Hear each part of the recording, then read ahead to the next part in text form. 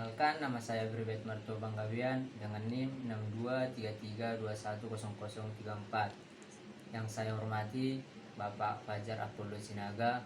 Baik, di sini saya akan mempresentasikan tentang farmakologi olahraga.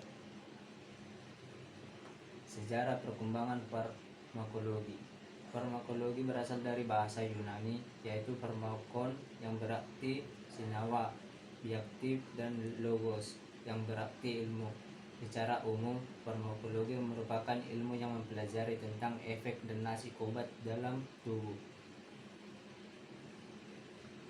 1. Ruang lingkungan farmakologi. Telah dijelaskan sebelumnya bahwa farmakologi merupakan ilmu yang mempelajari tentang obat, terutama pada aspek efek dan nasib obat dalam tubuh. Obat sendiri merupakan senyawa kimia pada dosis tertentu digunakan dalam diagnosa. B.1. Kimia medisinal.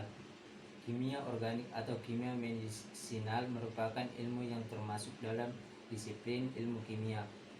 Dari ilmu ini memberikan kajian mengenai struktur dengan aktivitas obat, mekanisme aksi, farmakologinetika, stabilitas, dan nasib obat dalam tubuh. Perkembangan kimia medisinal komputasi mempermudah pakar kimia medisinal dan farmakologi dalam menentukan seleksi awal suatu senyawa-senyawa koordinat obat. B2. Farmakognosi.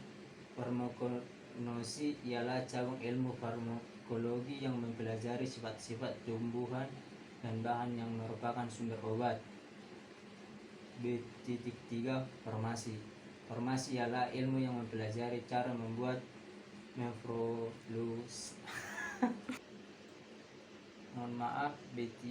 B.3 Farmasi.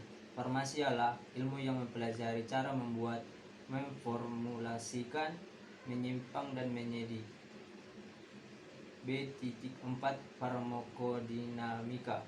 Ilmu yang mengkaji pengaruh obat terhadap tubuh dinamakan farmakodinamika. Aspek disiplin ilmu ini mencakup aksi obat, mekanisme aksi obat, target aksi obat balik pada organ, jaringan maupun sel. Target kebanyakan obat dalam tubuh adalah reseptor. B.5 Farmakokinetika. Ilmu yang mempelajari efek tubuh terhadap obat dinamakan farmakokinetika, yang mencakup absorpsi, distribusi, metabolisme, dan ekskresi. Di tubuh manusia, obat harus menembus sawar atau barier sel di berbagai jaringan. B.5.1 Absorpsi dan biofalabil. Absorpsi merupakan proses penyerapan obat dari tempat pemberian, penyangkut kelengkapan dan kecepatan transfer obat dari tempat pemberiannya. B.52 Distribusi. Setelah diabsorpsi, obat akan didistribusi ke seluruh tubuh melalui sirkulasi darah. B.5.3 Biotransformasi. Biotransformasi atau metabolisme obat ialah proses perubahan struktur kimia obat yang terjadi dalam tubuh dan dikatalisis oleh enzim. B.5.4 Efresi. Efresi merupakan resultan dari 3 proses, yakni filtrasi, diglomerulus, sekresi aktif di tubuli proksimal, dan diabsorpsi pasif di tubuli proksimal dan dekstral. Absorpsi obat juga terjadi melalui keringat, liur, air mata, air susu, tetapi dalam jumlah yang relatif kecil sekali sehingga tidak berarti dalam pengakhiran efek obat. B.6 Farmakologi klinik dan terapi. Farmakologi klinik dan terapi meneliti beratkan pada beberapa aspek, antara lain penggunaan terapi suatu obat dan indikasi, kontraindikasi, faktor-faktor yang dapat mengubah aksi dalam nasib obat dalam tubuh, regimen, dosis, bioavailabilitas obat, evaluasi.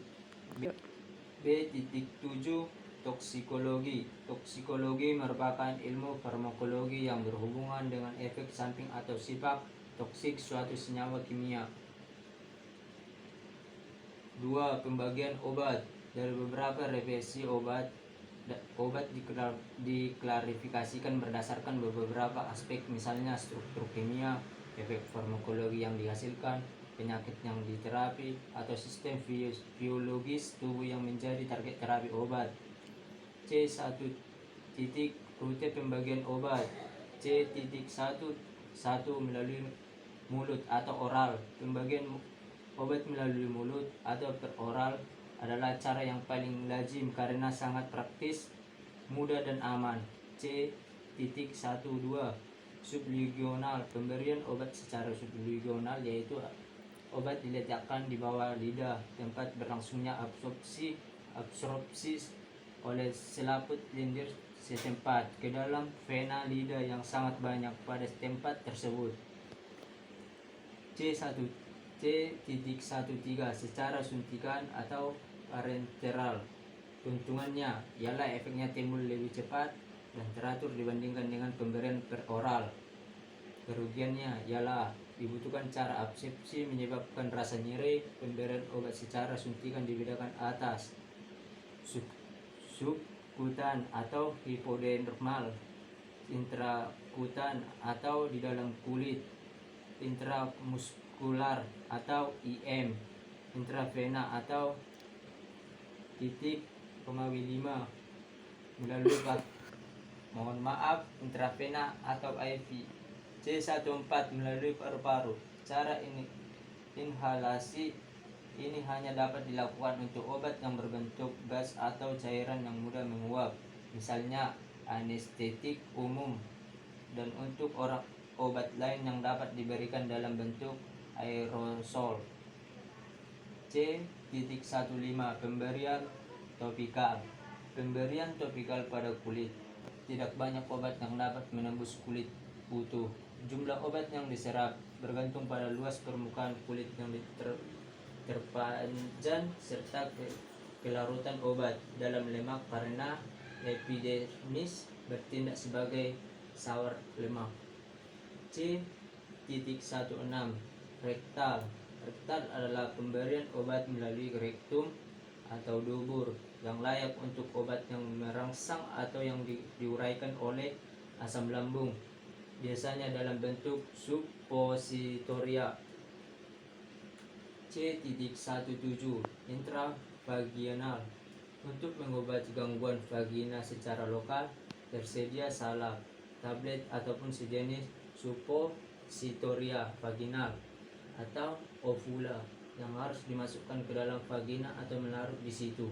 Contohnya metronidazole. Penggunaan lain adalah untuk mencegah kehamilan. C.18 Intraokuler dan intraaukuler. Obat mata dan salep digunakan untuk mengobati penyakit mata atau telinga. Obat tetes mata ada bahayanya karena obat dapat diabsorpsi ke darah dan menimbulkan efek toksis. Baik, sekian dari presentasi saya ucapkan terima kasih.